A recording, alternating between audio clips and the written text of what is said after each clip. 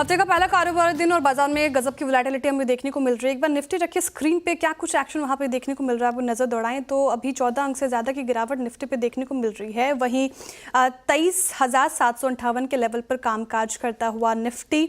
इसके अलावा bank Nifty की बात करें तो बैंक निफ्टी में गजब की वोलेटिलिटी आज के सत्र में स्पेशली देखने को मिल रही है। और अगर आप बैंक निफ्टी में अभी गौर करेंगे तो 138 अंक की फिर बढ़ोतरी देखने को मिल रही है। 51,449 के लेवल पर कामकाज करता हुआ बैंक निफ्टी। एक बार कंट्रीब्यूटर्स रखते हैं निफ्टी के स्क्रीन पर, क्या कुछ एक्शन निफ्टी के कंट्रीब्यूटर्स में देखने को मिल रही है, कौन सपोर्ट कर रहा है निफ्टी को, वहीं कौन ड्रैग कर रहा है। तो Adani Enterprises, Shriram Financial, Cipla, Apollo Hospital, Sun Pharma, HCL Tech, ये कहीं ना कहीं निफ्टी को सपोर्ट करते हुए, वहीं हिंडाल्को, इन्फोसिस, टीसीएस जैसे स्टॉक्स गिरा रहे हैं। बाजार को विप्रो में सबसे ज़्यादा गिरावट देखने को मिल रही है, 0.2% की करीब। वहीं बैंक निफ्टी के कंट्रीब्यूटर्स की बात करें तो बैंक निफ्टी में अभी फिलहाल ये हरे निशान पर कामकाज करता हुआ, लेकिन federal bank, IDFC first bank, PNB bank जैसे काउंटर्स अच्छी खासी तेज़ी देखने को मिल रही है इनमें, और ये बैंक निफ्टी को कहीं ना कहीं सपोर्ट कर रहे हैं। वहीं HDFC bank, Kotak bank, bank of Baroda bank Nifty को ड्रैग करते हुए नजर आ रहे हैं। मिड कैप में क्या कुछ एक्शन वहाँ पे देखने को मिल रहा है, एक बार मिड कैप पे नज़र घुमाते हैं। मंदी या तेज़ी, क्या सिनेरियो वहाँ पे देखने को मिल रहा है। मिड कैप अभी फ़िलहाल 0.06% के साथ कारोबार 32 अंक मान लीजिए वहाँ पे देखने को मिल रहा है। वहीं स्मॉल कैप में क्या कुछ एक्शन, एक बार स्मॉल कैप देखें तो स्मॉल कैप में फ़िलहाल लाल निशान पे कामकाज करता हुआ। शुरुआत में ये स्मॉल कैप में भी तेज़ी देखने को मिल रही थी, लेकिन वहाँ पे टिकता हुआ नहीं। मार्केट ब्रेथ लेके आए स्क्रीन पे, जिस तरीके से बाजार आज देखने को मिल रहा है, क्लियरली 1530 गिरने वाले शेयर्स हैं, बिकवाली हावी है बाजार पे, वहीं बढ़ने वाले शेयरों की संख्या क्रॉस द बोर्ड वो कम देखने को मिल रही है। लेकिन क्लोजिंग बेल्स अभी बाकी है और वो किस ओर इशारा कर रहे हैं उस पर बात करेंगे। और मार्केट पर बात करने के लिए हमारे साथ मंत्री फिनमार्ट के अरुण कुमार मंत्री जुड़े हुए हैं। Good morning. नहीं, गुड आफ्टरनून हो गया अभी फिलहाल। Good afternoon sir. मार्केट का जैसा मूड माहौल आपको देखने को मिल रहा है, कैसे अप्रोच फिलहाल रखे बाजार पर ट्रेडर्स और इन्वेस्टर्स, जिस तरीके से वोलेटिलिटी आज बाजार में देखने को मिल रही है? देखिए, गुड आफ्टरनून शाह जी। देखिए, मुझे लग रहा है मार्केट में तो निफ्टी में ऐसा कुछ रिकमेंडेशन अभी नहीं बन रहा है, क्योंकि ओवरऑल एक बड़ा कंसोलिडेशन नजर आ रहा है। नीचे में 23,650, 23,700 एक स्ट्रॉन्ग सपोर्ट जोन है, ऊपर में 23,850, 23,900 के भी आसपास एक रेजिस्टेंस है। तो निफ्टी में मुझे लग रहा है कंसोलिडेशन का दौर रहेगा। मुझे लग रहा है ये रेंज ब्रेकडाउन या ब्रेकआउट आज नहीं तो कल के सेशन में देखने को मिल सकता है। पर जहां तक स्टॉप लॉसेस की बात है, 23,650 एक क्लियरली स्टॉप लॉस आप कह सकते हैं निफ्टी में बना हुआ है। जब तक 23,650 नहीं टूटता है तो कोई शॉर्ट की रिकमेंडेशन निफ्टी में नहीं है। जब तक 23,600, 23,650 है तो मुझे लग रहा है नीचे में कंसोलिडेशन रहेगा। ऊपर में जो ब्रेकआउट है 23,850 के ऊपर ही है। जैसे ही निफ्टी 23,850 के ऊपर निकलेगा, एक शॉर्ट कवरिंग का दौर देखने को मिल सकता है। इसलिए जिनके पास भी लॉन्ग पोजिशन है उनका स्टॉप लॉस 23,650 होना चाहिए। और शॉर्ट अगर किसी ने ले रखा है निफ्टी में तो 23,850 के ऊपर अगर निफ्टी निकलता है तो आपको अपने शॉर्ट पोजिशन से एग्जिट करना है। तो करंटली नो ट्रेड जोन में है, पर ओवरऑल स्ट्रक्चर थोड़ा ओवरसोल्ड है, इसलिए मेरी शॉर्ट करने की सलाह नहीं है। 23,650 का एक स्टॉप लॉस जरूर लगाना चाहिए। जब तक वो होल्ड कर रहा है मुझे लग रहा है एक शॉर्ट कवरिंग की रैली निफ्टी में देखने को मिल सकती है। शॉर्ट करने की फिलहाल सलाह नहीं, और निफ्टी 23,650 का एक स्टॉप लॉस लगाकर मेंटेन करके चले। वही 23,850 का भी एक इंपॉर्टेंट लेवल से। बैंक निफ्टी को अरुण जी कैसे देख रहे हैं? बैंक निफ्टी के कंपैरिजन में आज अच्छा खासा परफॉर्म करता हुआ, लेकिन यहाँ पे भी काफी वोलेटिलिटी देखने को मिल रही है, जिस तरीके से उतार चढ़ाव देखने को मिल रहा है। बैंक निफ्टी पे क्या रणनीति, क्या अप्रोच लगाकर चले ट्रेडर्स? अगेन बैंक निफ्टी में भी सेम राय रहेगी। बैंक निफ्टी थोड़ा आप कह सकते हैं आज अच्छा चला था, पर अगेन उसका स्ट्रक्चर भी साइडवेज टू वीक ही है। पर इसका जो स्टॉप लॉस है क्लियरली 51,100 का एक स्टॉप लॉस लगाना चाहिए स्पॉट लेवल के आसपास। जैसे निफ्टी में 23,650 है, वैसे ही बैंक निफ्टी में 51,100 यही इसका स्टॉप लॉस होना चाहिए। अगर इसके नीचे जाता है तो बैंक निफ्टी में भी वीकनेस देखने को मिलेगी। अगेन आज भी इसमें कोई ट्रेड नहीं है, क्योंकि वॉल्यूम्स थिन है और कोई मोमेंटम नजर नहीं आ रहा है। इसलिए 51,100 का स्टॉप लॉस लगा के अगर किसी की लॉन्ग पोजिशन है तो होल्ड करनी चाहिए। 51,500 से 51,550 ये इमीडिएट टारगेट बैंक निफ्टी के लिए रहेंगे। ठीक है, बैंक निफ्टी के लिए 51,100 का स्टॉप लॉस मेंटेन करके चले। फिलहाल कोई ट्रेड की सलाह नहीं बैंक निफ्टी में, जिस कदर से बाजार में आज वोलेटिलिटी देखने को मिल रही है और जिस तरीके से ऊपरी स्तरों से बैंक निफ्टी फिसला है।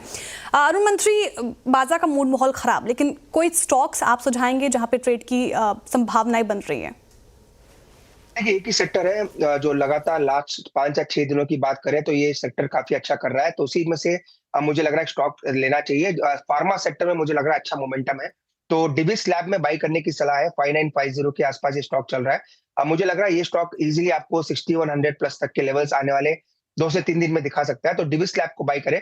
आज के लो के नीचे स्टॉप लॉस लगाएं, 5880 का लो है, उसी का स्टॉप लॉस लगाएं और 6120 का टारगेट रखें।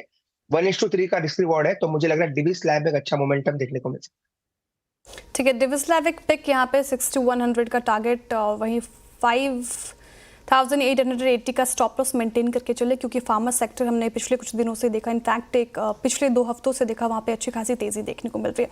चलिए अब मिड कैप की ओर चलते हैं। मिड कैप में क्या कुछ एक्शन हमारे बाजार में देखने को मिल रहा है वो स्क्रीन पे रखते हैं। और मिड कैप की बात करें तो निफ्टी मिड कैप भी फिलहाल लाल निशान पर कामकाज करता हुआ 56,965 के लेवल पर कामकाज कर रहा है। एक बार गेनर्स और लूजर्स मिड कैप के रखे स्क्रीन पर। और बीईएल में यहाँ पे गिरावट देखने को मिल रही है, 3.5% से ज़्यादा की गिरावट। ईआईएल भी टूटता हुआ नजर आ रहा है, 2.5% से ज़्यादा। चेन्नई पेट्रो पे डेंट पड़ता हुआ 1.25% से ज़्यादा। वहीं एचपीसीएल भी टूटा आज के सत्र में 1.5% से ज़्यादा। लेकिन कुछ सरकारी बैंकों के स्टॉक्स में अच्छी खासी तेज़ी देखने को मिल रही थी। यूनियन बैंक अभी फिलहाल 0.25% से ज़्यादा की तेज़ी मेंटेन करके हुए ट्रेड कर रहा है। एचडीएफसी फर्स्ट बैंक में भी तेज़ी देखने को मिल रही है 1.5% से ज़्यादा। वही एसबीआई जब इसमें आया था तो अपटिक पे कामकाज करता हुआ, लेकिन फिलहाल अभी 0.5% की गिरावट के साथ कामकाज कर रहा है। मिड कैप के चढ़ने वाले शेयर्स की बात करें तो आपको दिखेगा मुथूट फाइनेंस, फेडरल बैंक जैसे स्टॉक्स में अच्छी खासी तेज़ी, 1.5 से 2% की तेज़ी। वही बायोकॉन भी लगभग 4% के करीब उछल गया आज के सत्र में। गिरने वाले की बात करें मिड कैप की तो कमिंस टूटा है। कमिंस एनएमडीसी में डेंट पड़ता हुआ नजर आया 3% से ज़्यादा। हिंद जिंक भी बिकवाली का शिकार हुआ 3% से ज़्यादा। वहीं अगर बात करें कोचिन शिपयार्ड की तो 3.25% का डेंट इस पर भी पड़ता हुआ दिखा है। तो ये है मिड कैप का हाल और ऐसा कुछ एक्शन यहाँ पे देखने को मिल रहा है। चलिए अब आगे बढ़ते हैं शो में। अब आपकी काम की बात करते हैं। हो सकता है बजट में आपको सस्ते पेट्रोल डीजल के साथ इनकम टैक्स में कटौती का तोहफा मिल जाए। आने वाले बजट में सरकार से इंडस्ट्री ने ये मांगे रखी हैं। आज वित्त मंत्री के साथ हो रही बैठक में इंडस्ट्री चाहती है कि देश में कंजप्शन को बढ़ावा देने के लिए सरकार इन कदमों पर फैसला ले। ज्यादा डिटेल्स के लिए हमारे साथ हमारे संवाददाता आलोक प्रियदर्शी जुड़ रहे हैं। बताइए आलोक, क्या है डिटेल्स? बिल्कुल, देखिए जो आज इंडस्ट्री बॉडी की वित्त मंत्री के साथ प्री बजट बैठक हुई है उसमें जो सबसे बड़ी डिमांड उभर कर सामने आई वो यही कि कंजम्पशन डिमांड पर बूस्ट करने की सरकार को जरूरत है। और इसके लिए जो 2-3 अहम कदम उन्होंने सुझाए हैं उसमें सबसे अहम कदम जो था वो ये था कि पेट्रोल डीजल पर जो एक्साइज ड्यूटी है उसमें कटौती होनी चाहिए। इससे कंजम्पशन डिमांड बढ़ाने में काफी मदद मिलेगी। उन्होंने तर्क दिया कि 2022 से ही जो एक्साइज ड्यूटी है पेट्रोल पर 21 रुपए और डीजल पर करीब 18 रुपए जो एक्साइज ड्यूटी उसकी कीमतों में शामिल है, ये बिल्कुल कांस्टेंट रहा है। और इंटरनेशनल मार्केट में देखें तो $40 के करीब 40% गिरावट आई है क्रूड की कीमतों में। ऐसे में सरकार को जो पेट्रोल और डीजल पर एक्साइज ड्यूटी है फ्यूल पर उसमें कटौती की जानी चाहिए।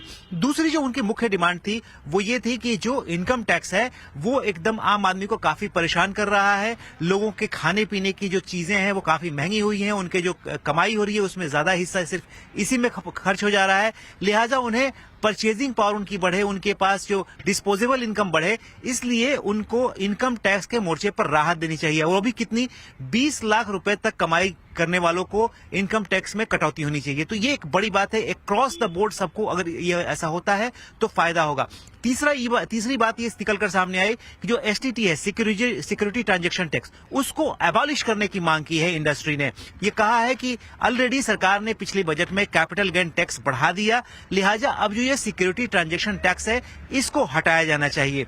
इसके अलावा जीएसटी पर इंडस्ट्री ने मांग की है कि जो मौजूदा स्लैब्स हैं काफी ज्यादा है, इसको कम किया जाना है। इसके अलावा और भी कई सारी मांगे थी, जैसे एमएसएमई को सपोर्ट करने को लेकर और नए रिसर्च और डेवलपमेंट पर सरकार को और खर्च करने की जरूरत है। और ओवरऑल कैपेक्स पर सरकार का लगातार जोर बने रहना चाहिए, निवेश को लगातार सरकार को बढ़ाते रहना चाहिए। तो ये तमाम जो डिमांड्स थी ये इंडस्ट्री की तरफ से सरकार के सामने, वित्त मंत्री के सामने रखी गई है। इसमें सीआईआई, एसोचैम, पीएचडी, सीसीआई जैसे तमाम उद्योग संगठन यहां पर इस बैठक में उन्होंने हिस्सा लिया और अपनी डिमांड रखी। बिल्कुल, तो ये कुछ ऐसे डिमांड्स जो वित्त मंत्री के टेबल पर रखे जाएंगे, लेकिन हालांकि इस पे क्या कुछ एक्शन होगा वो बजट में देखने वाली बात होगी। बहुत शुक्रिया आलोक जी हमारे साथ जुड़ने के लिए और तमाम डिटेल्स बताने के लिए। अरुण जी के पास चलते हैं। अरुण जी, जिस तरीके से बाजार में आज मूड माहौल देखने को मिल रहा है, साथ ही प्राइवेट बैंक्स की बात करें तो वहाँ हालांकि थोड़ी ही लेकिन बढ़त देखने को मिल रही है। एक्सिस बैंक पे मेरा सवाल है, चार्ट्स क्या इंडिकेट कर रहे हैं एक्सिस बैंक पे? हालांकि अभी हर निशान पर ही कामकाज कर रहा है, क्या कोई ट्रेड की संभावना यहाँ बनती नजर आ रही है? अगेन एक्सिस बैंक मुझे लग रहा है 1100 के ऊपर जब तक नहीं निकलता इसमें लॉन्ग ट्रेड तो डेफिनेटली नहीं है, क्योंकि क्लियर कट वीकनेस है और डाउन ट्रेंड में अभी भी स्टॉक चल रहा है। शॉर्ट कर सकते हैं डेफिनेटली। शॉर्ट में अगर एक कैंडिडेट बनता है तो आज का लो ब्रीच करता है, जो कि आप कह सकते हैं 1074 के आसपास है। अगर वो लो ब्रीच होता है तो मुझे लग रहा है शॉर्ट का कैंडिडेट जरूर है, पर लॉन्ग जब तक स्टॉक को नहीं करना, जब तक ऊपर में 1100 का लेवल नहीं निकलता, मुझे नहीं लग रहा कोई बड़ी स्ट्रेंथ आपको स्टॉक में देखने को मिलेगी। शॉर्ट के लिए परफेक्ट कैंडिडेट हो सकता है 1074 के नीचे जाता है तो मुझे लग रहा है एक शॉर्ट का कैंडिडेट होगा, और 1089 का एक स्टॉप लॉस जरूर लगाना चाहिए। शॉर्ट के लिहाज से ये फिलहाल अभी एक बेटर पिक अरुण जी की तरफ से आते हुए, लेकिन अभी फिलहाल स्टॉक में दम नहीं है। अब वक्त हो चुका है एक ब्रेक का। ब्रेक के उस पार शेयर ऊपर करेंगे बात। अब बने रही CNBC आवाज के साथ।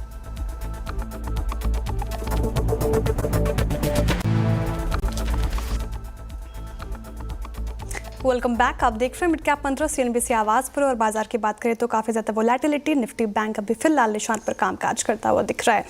लेकिन बात करते हैं बाजार इस साल की। देखिए इस साल भी बाजार ने शानदार रिटर्न दिया। निफ्टी बैंक को छोड़ दे तो mid cap, small cap, micro cap ने निवेशकों को माला माल कर दिया है। 2024 के कौन रहे हीरो और कौन रहे जीरो, बताने के लिए हमारे साथ जुड़े हैं यतिन मोहता जी। यतिन जी बताएं। तो गुड आफ्टरनून श्रेया। और सबसे पहले अगर हम बात करें तो बाजार ने शानदार रिटर्न्स दिए ही हैं। सबसे इंपॉर्टेंट बात यहाँ ये रहेगी कि निफ्टी में टॉप से लगभग 10% का करेक्शन आया है। उसके बावजूद अगर हम इस साल का परफॉर्मेंस देखें तो इंडेक्स लेवल पे निफ्टी ने लगभग 10% का रिटर्न दिया है। निफ्टी बैंक ने थोड़ा कम 6.5% रिटर्न, और क्लियरली 25 से 35% के बीच में मिड, स्मॉल और माइक्रो कैप शेयर्स ने आपको रिटर्न दिए हैं। तो कहीं ना कहीं मिड कैप और स्मॉल कैप में एक ज़बरदस्त एक्शन वाला साल आपको इस टाइम देखने को मिला। सेक्टोरली अगर हम कहें तो फार्मास्यूटिकल शेयर्स और हेल्थ केयर शेयर्स की बोलबाला रही। लगभग 35 से 40% के आसपास के रिटर्न और एन एवरेज इस इंडेक्स ने आपको दिए। रियल एस्टेट और कंज्यूमर ड्यूरेबल्स ने भी शानदार रिटर्न्स इस साल आपको दिए हैं।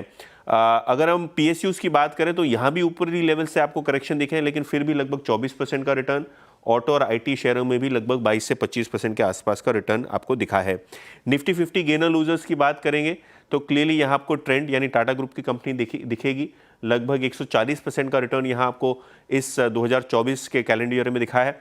महिंद्रा एंड महिंद्रा, भारती एयरटेल, BL जैसे शेयर्स में शानदार परफॉर्मेंस आपको आता हुआ दिखा है। अगर हम लूजर्स की बात करें तो clearly accident of the year था इंडसइंड बैंक। लगभग 40% यहाँ डाउनटिक दिखा है। बढ़ते कंपटीशन और कम वॉल्यूम ग्रोथ के चलते एशियन पेंट के शेयर में भी पहली दफ़े 20 साल में हुआ है कि एक नेगेटिव रिटर्न रहा है इस साल, 33% डाउनटिक। नेस्ले और अदानी एंटरप्राइजेस के शेयर्स में भी भारी वॉलेटिलिटी रही है। मिड कैप्स के महारथियों की बात करें तो डिक्सन टेक्नोलॉजीज, ओरेकल फाइनेंस और IDFC फर्स्ट बैंक जैसे काउंटर्स दिखेंगे जहां भारी उठापटक रही। इनफैक्ट गेनर्स की बात करें तो BSE लिमिटेड भी आपको यहां दिखेगा। लेकिन जैसे कि मैंने पहले कहा, जो मिड कैप लूजर्स हैं यहाँ भी लिस्ट बहुत लंबी है। वोडाफोन आइडिया से लेके AU bank, IDFC first bank आपको यहाँ दिखेंगे जहाँ भारी वॉलेटिलिटी रही। इनफैक्ट वोडाफोन आइडिया साल का जो हाई था लगभग 18 रुपये के आसपास था और गिर के लगभग अब 7 रुपये हो गया है। तो एक पॉजिटिव रिटर्न से नेगेटिव रिटर्न की उठापटक इस स्टॉक में आपको देखने को मिली है। अगर हम स्मॉल कैप्स के सुपर हीरो की बात करें तो GVTND यहाँ आपको लगभग 300% का रिटर्न दिखेगा। लगभग स्टॉक 3 गुना से ज़्यादा होता हुआ नजर पड़ा है। ज्योति CNC एक नया IPO, यहाँ भी शानदार return. K fintech, Motilal Oswal जैसे काउंटर्स में भारी तेजी आपको देखने को मिली। लेकिन फ्लॉप शो कहाँ रहा, आपको दिखाई पड़ेगा जी, जहां 57% की गिरावट। सोनी के साथ डील कॉल ऑफ करने के बाद स्टॉक में एक डाउनटिक। RBL बैंक और होनासा कंज्यूमर जैसे काउंटर्स में जहां रिजल्ट्स थोड़े कमजोर रहे, शेयर्स में आपने एक डाउनफॉल देखा। बहुत शुक्रिया यतिन जी, ये तमाम जानकारी हमें बताने के लिए। जैसा कि बताई, फार्मास्यूटिकल एक ऐसा सेक्टर जिसमें अच्छी खासी तेजी हमें देखने को मिली इस पूरे साल। लेकिन सवाल ये कि क्या 2025 भी फार्मास्यूटिकल सेक्टर के लिहाज से अच्छा साबित होगा कि नहीं? अरुण जी, जिस तरीके से आपने अभी एक और डिविस लैब सुझाया था फार्मा सेक्टर से, और अभी हम यतिन जी को भी सुन रहे थे, 2024 में भी एक ऐसा सेक्टर है फार्मा सेक्टर जिसने अच्छा खासा परफॉर्मेंस दिखाया है। क्या 2025 में लगता है कुछ ऐसे काउंटर्स फार्मा सेक्टर के और भी जो अच्छी खासी कमाई करवा सकते हैं इन्वेस्टर्स की? डेफिनेटली मुझे लग रहा है फार्मा हेल्थ केयर दोनों ही काफी अच्छे करने चाहिए। हेल्थ केयर से मुझे लग रहा है हॉस्पिटल स्टॉक जो है जैसे कि आप ले ले किम्स लीजिए या अपोलो हॉस्पिटल लीजिए, दोनों स्टॉक मुझे पसंद है। वैसे फार्मा की जहां तक बात है, मुझे लग रहा है डार्क हॉर्स रहना चाहिए सिप्ला। 1500-1520 के आसपास ये स्टॉक चल रहा है और वैल्यूएशन के हिसाब से भी ये काफी नीचे की तरफ ही ट्रेड कर रहा है, तो मुझे लग रहा है सिप्ला को भी आप पिक करके चल सकते हैं। अगर 3 से 6 महीने का भी व्यू रखते हैं तो मुझे लग रहा है इजीली ये स्टॉक आपको 1640-1650 तक के लेवल दिखा सकता है। तो अगर कोई पोजिशनली कैश में बाई करना चाहता है तो सिप्ला एक बेटर पिक रहना चाहिए। ठीक है, सिप्ला पे एक बाई साइड की ट्रेड आपके इस वक्त आती हुई अरुण जी की तरफ से। फार्मा सेक्टर में अच्छी खासी तेजी है और सिप्ला एक ट्रेड है। फिलहाल हो चुका है वक्त एक ब्रेक का। बने रही CNBC आवाज के साथ।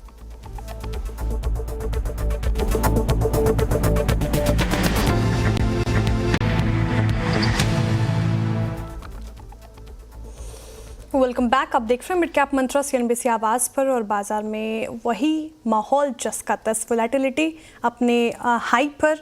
और बैंक निफ्टी में देखें तो 56 अंक की अभी बढ़ोतरी मात्र देखने को मिल रही है, वही 30 अंक की गिरावट निफ्टी में देखने को मिल रही है। लेकिन एक बार इंडेक्स पर अगर नज़र डालें तो फार्मा हेल्थ केयर जैसे इंडेक्स में आज अच्छी खासी तेज़ी, वही थोड़े हरे निशान पर कामकाज करता हुआ आपको दिख जाएगा। FMCG भी, साथ ही कंज्यूमर ड्यूरेबल्स में भी थोड़ी ही सही लेकिन ग्रीन टिक पर कामकाज करते हुए दिख रहा है। लेकिन बिकवाली जहां पे हावी होती दिख रही है उसमें शामिल है ऑटो, मीडिया, IT और रियल्टी जैसे सेक्टर्स जहां पे बिकवाली हावी है। अब वक्त है खिलाड़ी नंबर 1 के अपडेट का। और इस हफ्ते फिनबर्ग मैनेजमेंट की मधु बंसल, सैमको सिक्योरिटीज़ के ओम मेहरा और प्रभुदास लेधर की शिल्पा राउत के बीच मुकाबला हो रहा है।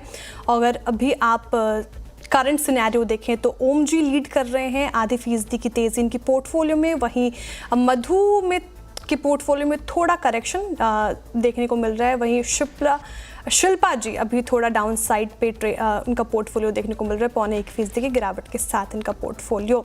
अब वक्त हो चुका है दूसरे शो का, नो योर कंपनी में बात करेंगे PNB हाउसिंग फाइनेंस के MD and CEO Girish housing से।